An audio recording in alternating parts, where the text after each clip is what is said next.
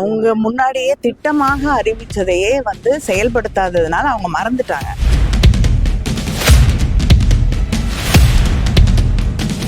உடன்பாடே இல்லாதவர்கள் இணைந்து ஒரு கூட்டணியை உருவாக்கினால் அது எப்படி வெற்றி பெற முடியும்? இதுவே தெளிவாக அவங்களுடைய எதிர்காலம் எப்படிப்பட்டதாக இருக்க போகிறதுன்னு தெளிவா சொல்லுங்க.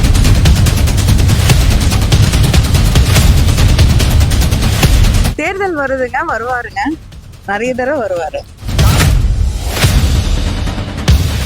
இதற்கு முன்னால் மேற்கு மண்டலத்திலே வெல்லும் தமிழ் பெண்கள் என்று திராவிட முன்னேற்ற கழகத்தின் மகளிர் அணி மாநாடு நடைபெற்றது.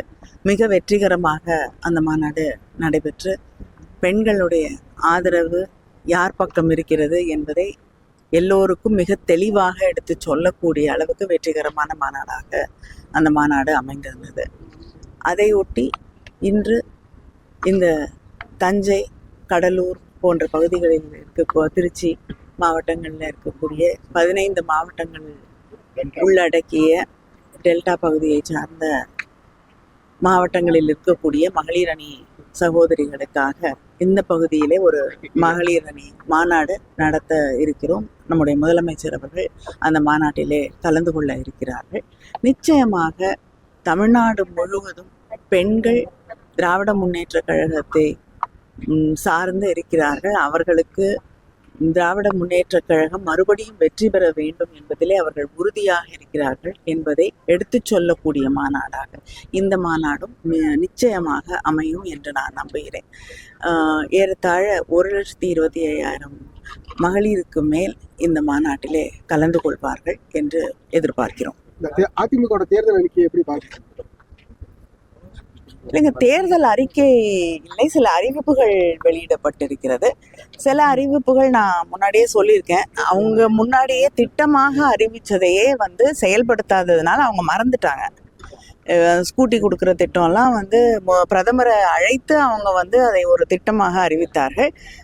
அது யாருக்கும் கொடுக்காததுனால அவங்க அதை மறந்துட்டு இப்போ மறுபடியும் தேர்தல் அறிவிப்பாக அறிவித்திருக்கிறார்கள். அதனால அதை பற்றி கருத்து சொல்றதுக்கு என்ன இருக்கு?